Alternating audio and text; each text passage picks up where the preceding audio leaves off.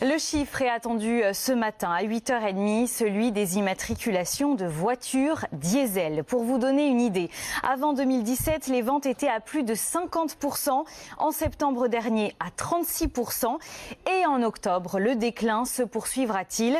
Les interdictions de circulation, le prix du gazole en augmentation pèseront-ils?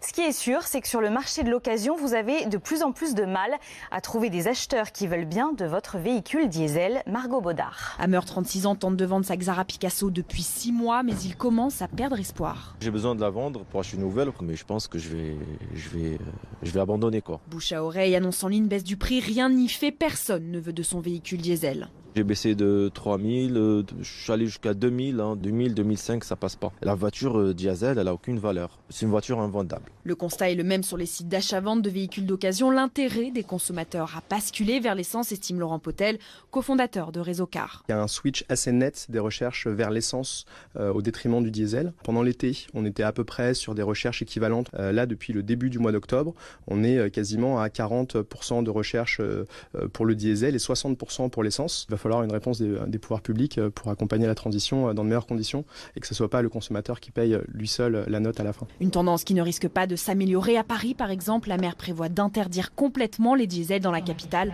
d'ici 2024. Et concernant la prime de conversion pour aider à l'achat d'une voiture plus propre, vous le savez, le gouvernement veut que les constructeurs automobiles mettent la main à la poche. Une réunion a eu lieu lundi à Bercy. Eh bien, selon le Parisien, PSA serait prêt à verser environ 2000 €.